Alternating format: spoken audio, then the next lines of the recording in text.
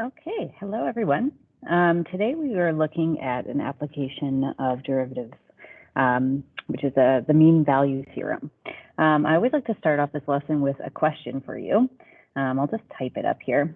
So if you went on a trip and your average speed, so let's say it was a car trip, so let's say road trip, average speed was 50 kilometers per hour, was there a moment, so average speed, you would calculate that just by taking the total distance you drove divided by the total time it took. Was there a moment when you were traveling exactly 50 kilometers per hour? Just think about that for a moment. If your average speed was 50, does that mean there was a moment where you were traveling exactly 50, or could you not have traveled 50 at all? So the answer is depends. So we're going to look at the scenario today a little bit closer. And in some cases, it definitely does mean that there was a moment you were traveling exactly 50. And in other cases, you can't say for sure. So we're going to look at, so the mean value theorem kind of tells us the rules on this. So we're going to be looking at certain functions. We're going to be looking at the average rate of change and seeing what that is, and seeing when, where on the graph the instantaneous rate of change might be the same as the average. Okay, so we're just going to do that visually to start with. And actually, I'm going to show you a picture first. Okay, so let's say I'm looking at this secant line from between the two orange dots. So we haven't talked about secant lines in a while, but just as a reminder, it's just a line between 2 points on a curve. And that tells you the average, the slope of that line would tell you the average rate of change. I'll just zoom into it a bit. Average rate of change of that interval. Now, we're going to look at the instantaneous rate of change, which would be the slope of the tangent line, and see if where on this graphic might be the exact same as the orange line. So if I slide my cursor here, I can kind of see, yep, there might be a spot here where the orange and the black line have identical slopes. So right at this point here, the average rate of change would be the same as the instantaneous rate of change. So sometimes it's possible. Let's have a look at the graph in our notes here. So it's a slightly different graph. It says, draw a secant line connecting x equals 0 to x equals 4. Find the average rate of change. And then does there appear to be any points on the tangent line where the slope is parallel? So if you want, you can pause and do this activity on your own, or you can do it along with me, up to you. Ideally, you'll use a ruler here, but my line drawing tool isn't the best in this application. So I'm just going to draw it freehand. So I need to draw a secant line from 0, well, that was actually pretty decent, 0 to 4. And we're going to find the slope of that. Now remember, to find the slope of the secant, you need to find the change in y values divided by the change in x values. So the change in y values would be like f of 4 minus f of 0. And the change in x values here would just be 4, or you could write 4 minus 0. So f of 4, it looks like it's 9. And f of 0 is negative 3. And 4 minus 0 is just 4. So this would be 12 over 4, or 3. And now it says, does there appear to be any points where the tangent line is parallel to the secant line that we draw? So just by looking at it, so we're just doing this by inspection. We'll learn how to do the math behind it later. Looks like there might be 2, maybe one right about here, and maybe one right about here. It's hard to get the exact x values, but if we were to approximate them, maybe one around x equals 0.5, and maybe one just before 3, maybe 2.8-ish. I'll make them both squiggly equals because it's not exactly, we don't know for sure. But it looks like there's 2. So sometimes there's more than 1, sometimes there's 1. But the question is there always going to be a point between the two curves where the slope of the tangent is equal to the slope of the secant? Is that always going to be the case that we can find one of those points? So here's what the mean value theorem says. But before I go to that, I'm going to show you some cases where we cannot find a point where the tangent line and the secant line have the same slope.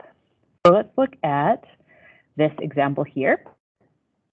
So the purple graph here is shown, and I've got a secant line here with this slope that looks like it's almost zero, slightly positive. Now, if I drag my black point here and try and match up the tangent line to have the same slope, there is no place between these two orange dots where I can do that. So this is a case where we cannot find a point where the tangent and secant match each other.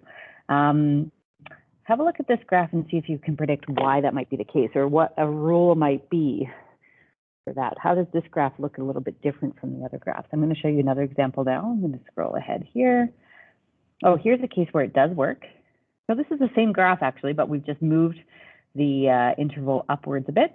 And here you can find a point where the two of them match. Here's another one where you cannot find one where they match exactly. You almost get it here, but then no, right? So there's no point on the purple curve. So by looking at those last two functions, see if you can predict a rule for when you're guaranteed a match and when you aren't.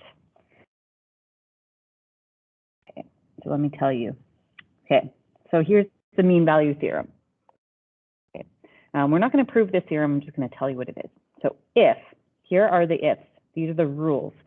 If the function is continuous, meaning you don't lift your pen, so not like this one I was just showing. This is not continuous. That's why it didn't work.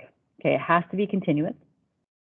And if f is differentiable, meaning there's a slope at every point, there's no corners. So that was why this one didn't work.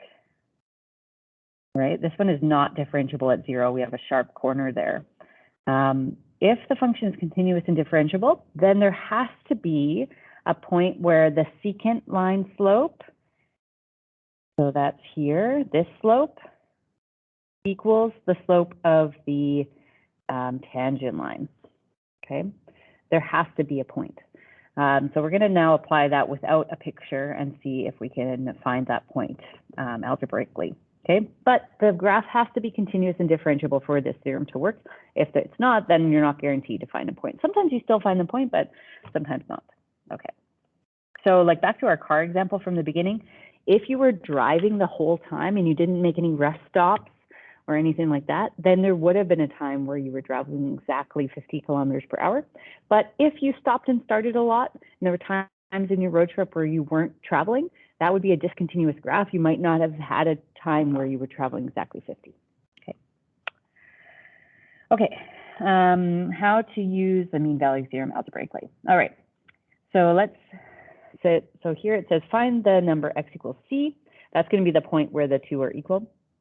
That satisfies the conclusion of the mean value theorem for this function. So first, we always start off by finding the slope of the secant.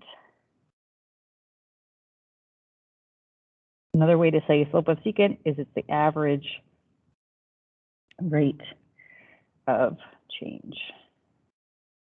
So it's always the change in y or change in x, rise over run, whatever you want to call it. In this case, it's easier to use this notation, f of 3 minus f of 0. That's the interval we're on, over 3 minus 0. So the y values divided by the x values. Okay, f of 3, if we plug that in, I'm just going to quickly do that on my calculator. 7 minus 9 minus 6. F of 3 is 12. And f of 0 is negative 6. And this is 3. So this would be 18 over 3, so 9.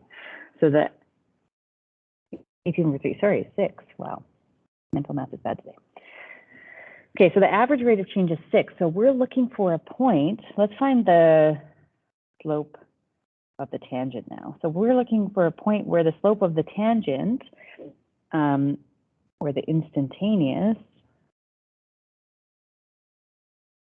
rate of change, is equal to the average rate of change.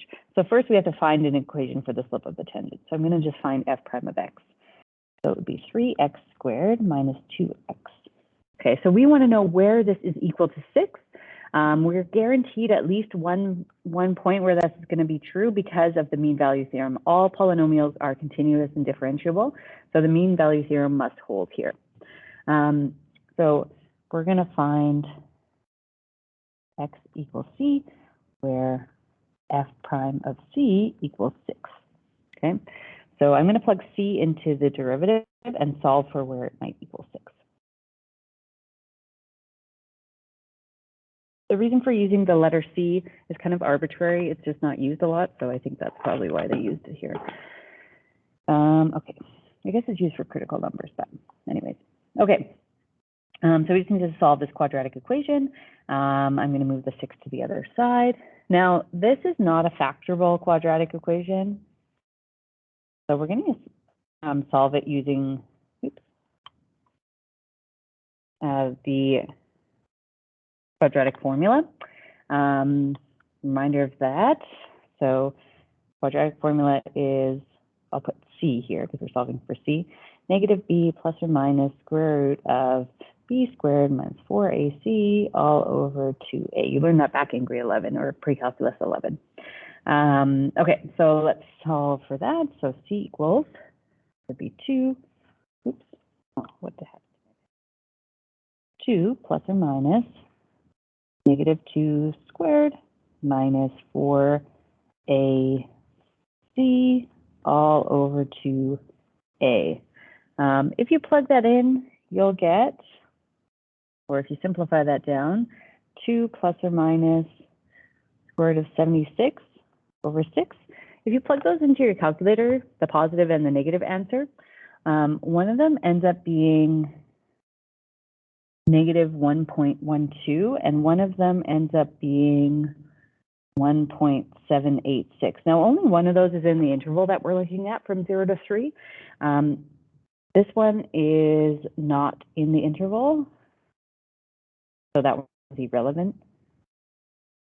Sometimes you will get 2, but anyways. So there's your C. So at that exact point, 2 plus root 76 over 6, the tangent line and the secant line are equal. Now you can use Desmos to confirm your answer here, especially if you're just working on your homework assignment and trying to like check if you did something right. I'm just going to show you how to check your answer on Desmos. So we have f of x equals x3 minus x squared minus 6.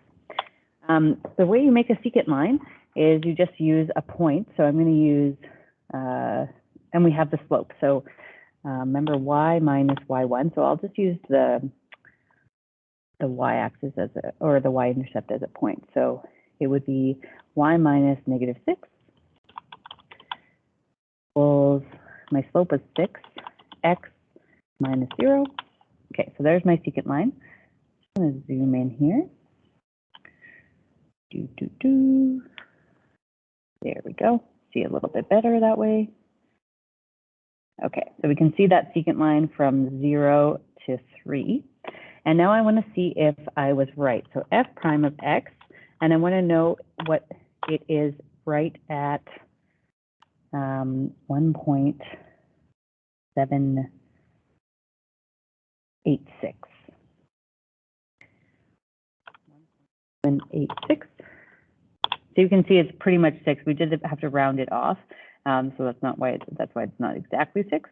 But if you wanted to graph that line, you could do y minus, so the y value of that point would be f of 1.786 equals, slope would be 6, x minus 1.7. So there's the tangent line. Looks pretty much parallel to the, well, it is parallel to the secant line, and 1.786 is where it intersects with the graph. Okay, good. So we did find the value, and that's how you would do it algebraically. Now you wouldn't, I wouldn't ask you to graph it because I'm not really testing your graphing skills here, but you can graph it if you want on Desmos to check. So I'll just put the graph in Actually, it won't let me put it right in the right spot. Okay, there. We can see the secant line there, slope is 6, and then at this point, we've got the same exact slope there. Okay, good, and I will stop the lesson.